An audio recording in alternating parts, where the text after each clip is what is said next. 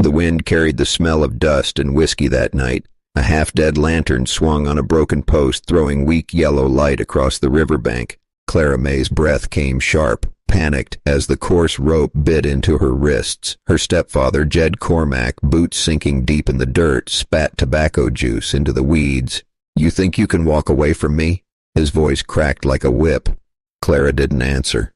Her eyes glistened in the moonlight, jaw trembling, but she held herself tall as she could with her hands tied. Jed laughed low, cruel. "You're nothing without me, nothing but a burden." The narrator's voice slipped over the scene like a cold wind. There are men born rotten, and Jed Cormack was one of them, a drunk, a gambler, a coward who hit things weaker than himself, things that couldn't fight back. He tore the last coins from the small sack Clara clutched, her father's savings, gone with the flick of Jed's filthy hand. She choked out, "Pa left that for me." Jed turned, grinning through his stubble. "Pa left you for dead, girl. Same as I'm about to." He shoved her hard. She fell against the cold mud near the river's edge, the current murmuring low and hungry in the dark. The narrator again. "Some men kill with bullets. Others, with the slow, quiet hand of neglect." Jed lit a cigarette, his face glowing in the flare of the match. He watched her a moment, then stepped back toward the waiting horse. "You stay right there. Coyotes'll come for you first. River'll take what's left." "Jed, please." Her voice cracked like old timber. He climbed into the saddle, boots scraping leather, and for a heartbeat the lantern showed his eyes, hard, empty, mean. Then he turned, riding into the dark, leaving Clara tied and shaking by the rising river. The night closed in. Wind pushed cold through the trees. The rope cut deeper as she fought it, breath ragged, whispering to the empty sky, "Don't leave me nameless in the dirt." Far off, thunder rolled. A single rider's silhouette moved against the lightning flash. Someone was coming. The river was swelling fast, black and cold, carrying branches and mud like the desert itself was angry. Clara's dress clung to her skin, soaked through. The rope kept her tight to the half-submerged log, her wrists raw, arms burning from pulling against it. The narrator's voice rolled like distant thunder. "Water don't care about prayers. It don't care about names. It takes what it wants. And tonight, it wanted Clara May." She tilted her head back, gasping as the current licked higher over her legs, then her waist. The sky cracked open with lightning, throwing her pale face into white fire for a single, terrifying heartbeat. "Help!" It was barely a whisper now. Her teeth chattered. The wind carried no answer, only the rushing water below, louder, closer, as if the river itself was waiting to drag her under. She shut her eyes tight. Her lips trembled. "Don't leave me nameless. In the dirt," she murmured to the storm, her voice so small it vanished into the rain. Then, a sound. Hoofbeats, slow, heavy, coming closer through the downpour. A shadow formed out of the darkness. A rider, broad shoulders hunched against the rain, hat pulled low, lantern tied to his saddle, throwing gold across the wet ground. He saw her. "Lord Almighty!" The man's voice was rough, low. He was off the horse in an instant, boots slamming through mud. Clara flinched when he pulled a knife from his belt. "Hold still," he said, breathless but steady. One slice. The rope fell away. Her body was weak, shaking hard. She collapsed against him. The narrator again. His name was Silas Boone. 50-something, eyes like canyon stone, a man who carried quiet the way other men carried guns. He lifted her like she weighed nothing, set her across his saddle. "You're safe now," he muttered, though the storm howled like the devil himself disagreed. Silas swung up behind her, holding the reins tight. The horse surged forward, hooves cutting through water, lightning showing the rancher's jaw set like iron. Behind them, the river raged, furious it had lost its claim. They rode toward the faint glow of a lantern on the horizon. Shelter. Rain trailed off to a cold drizzle by the time Silas Boone reached his ranch. The wind still carried a bite, whipping through the cottonwoods as the horse clattered into the yard. A single lantern glowed from the porch, throwing long shadows across the mud. The narrator's voice came low, steady as a heartbeat. A man's ranch was his kingdom out here, and tonight Silas Boone brought a stranger through his gates, a half-frozen girl who'd seen the worst kind of evil. Silas swung down first, boots sinking deep in the wet dirt. He lifted Clara gently, her body limp from cold and fear. "Easy now," he murmured. She didn't answer, didn't even look at him, just held on to the scrap of blanket he'd wrapped around her shoulders like it was life itself. Inside, the cabin was warm. Fire cracked in the stone hearth, pushing back the shadows. Silas kicked the door shut, carried her to the chair nearest the flames. "Sit. Warm up." Her voice barely carried above the popping wood. Why'd you help me?" Silas didn't answer right off. He poured water from the kettle into a tin cup, handed it to her. Steam curled in the firelight. "World's hard enough," he said finally. "No call to make it harder on the innocent." The narrator slid in. Silas Boone was a man of few words. He didn't smile much, didn't laugh much, but he'd bury a man for less than what Clara May had been through this night. She sipped the water slow, eyes locked on the fire like it might swallow her whole if she looked away. The flicker lit the bruises on her cheek, the raw rope marks on her wrists. Silas watched, jaw tight. He'd seen scars before, on men after war, on horses after beatings. But this was different. Finally, Clara whispered, He said I was nothing." Silas leaned on the table, voice low but firm. He lied. The room fell quiet but for the fire's crackle. Outside, the storm wandered off across the plains.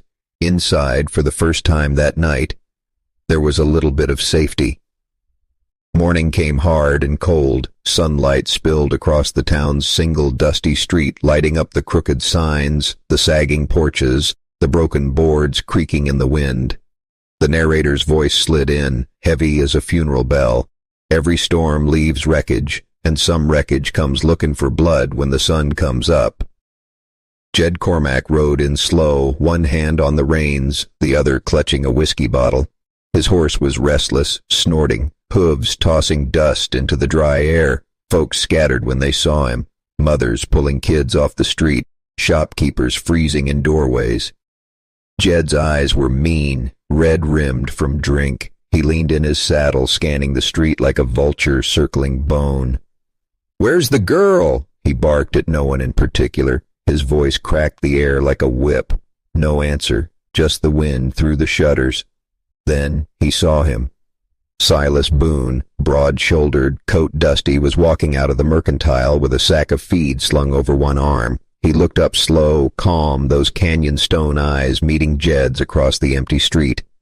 Jed's grin was all teeth.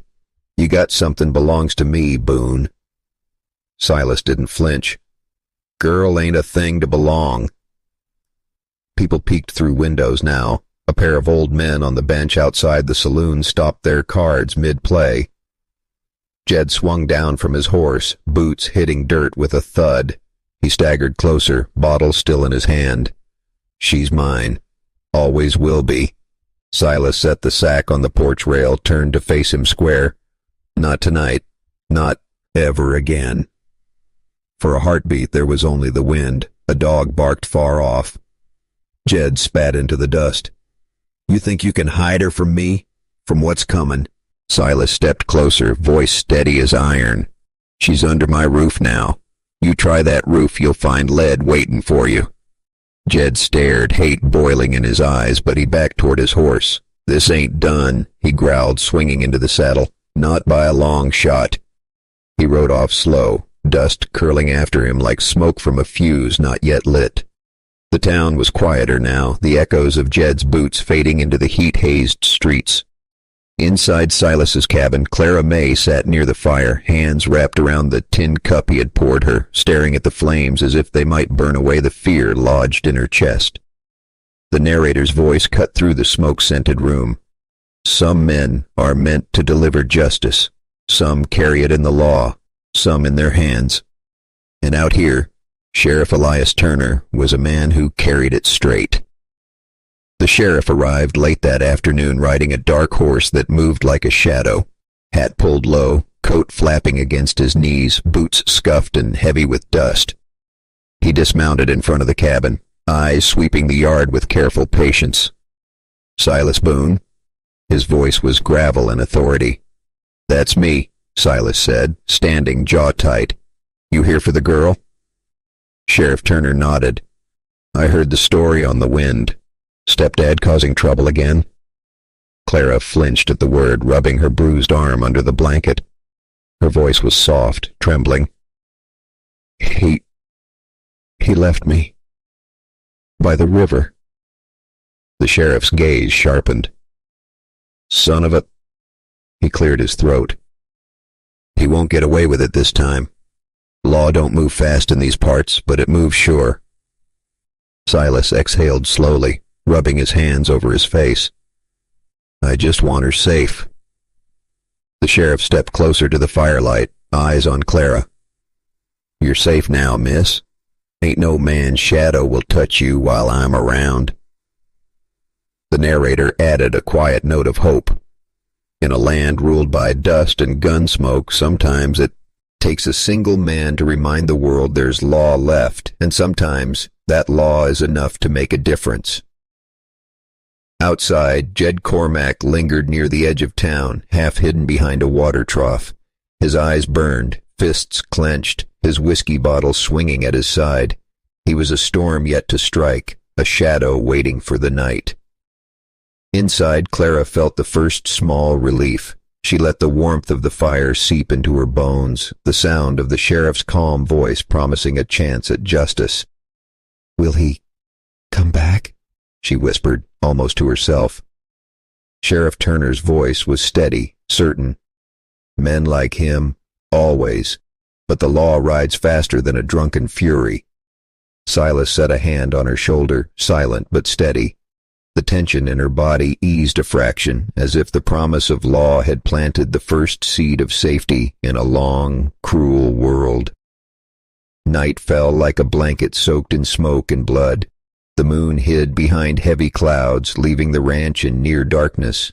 Horses stamped in the corral, restless, nostrils flaring in the chill air. Inside the cabin, Clara May slept fitfully near the hearth, firelight painting shadows across her bruised cheeks. The narrator's voice was low, tight with tension. "Evil doesn't wait for the sun. It creeps in the dark, riding on hooves, carrying fire and fury. And Jed Cormack, he came hungry for revenge." A distant snort, then another. 3 horses, then 4, cutting through the night. Torches appeared like streaks of hellfire, flames dancing over barrels and fences. Jed rode at the front, eyes blazing, lips curled in a cruel grin. Clara stirred, voice barely a whisper. "Silas!" He was already on his feet, shotgun in hand, boots hitting the wooden floor with a sharp thud. The door crashed open, splinters flew. Jed's laughter rolled into the cabin, sharp and wild. "Where's she hidin', Boone?" Silas's jaw tightened. "She's under my roof, ouch her, and you'll meet lead before light." Torches waved, horses whinnied. Outlaws spilled into the yard, shouting, kicking dust into the air. The smell of gunpowder and wet earth mingled, thick and choking. Bullets tore into the walls, wood splintering. Clara ducked under the floorboards, heart hammering. Her hands were cold, ash and smoke clinging to her hair. The narrator's voice cut through the chaos. This was the night where fear became a living thing, where shadows held knives and fire, and courage was measured in the breath between bullets. Silas fired once, twice, the echo rolling across the yard. Sparks flared where lead met timber. He kept the door blocked, stance unyielding, muscles taut as steel. Jed cursed, swinging his torch, fire licking the cabin's edges. "I'll burn this place down, Boone, I'll—" A bullet struck the post near his boot. He staggered, eyes wide. Silas's calm, steady aim held them at bay, the promise of death hanging in every shot. Clara peeked through the floorboards. Her chest heaved. Flames licked the edges of the cabin, smoke curling into the rafters, but for the first time she saw Silas unwavering, standing between her and the storm of men who had tried to end her. The narrator's voice softened, almost poetic. Even in the fire, even with the river and the night against her, Clara May saw the line between terror and safety. And on that line, she would survive. The roar of hooves tore through the night, louder than the gunfire, louder than the crackle of the burning cabin. Clara May's heart slammed against her ribs, eyes wide, ash and soot clinging to her skin. The narrator's voice cut through the chaos. Just when all seemed lost, when darkness had its grip on the world, sometimes the law rides in like thunder across the plains. Sheriff Elias Turner and his deputies came charging down the ranch road, lanterns swinging, rifles raised. Dust rose around their horses, swirling like ghosts in the firelight. Jed Cormack froze mid-laugh, recognizing the black hat and iron gaze of the man he thought powerless to stop him. "What?" he shouted, panic creeping into his voice.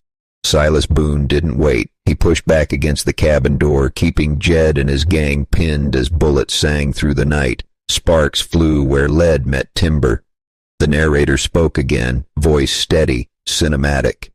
Courage isn't always loud. Sometimes it's the calm hand, the steady aim, the promise that a wrong will be made right. Clara crawled from under the floorboards, lungs burning, eyes fixed on the approaching law. Her legs shook as she stood, finally seeing Jed surrounded, his gang faltering, their teeth bared but hearts full of fear now. Sheriff Turner's voice cut clear over the noise. "Drop your weapons, all of you." Jed swung his torch wildly, trying to make one last move, but a deputy's rifle rang in the night.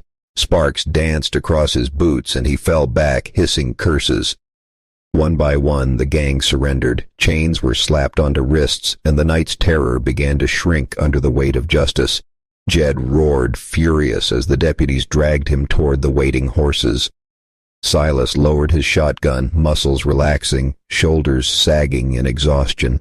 He looked at Clara, soot on her cheek, smoke in her hair, fear still in her eyes, but also the first flicker of relief. The narrator's tone softened.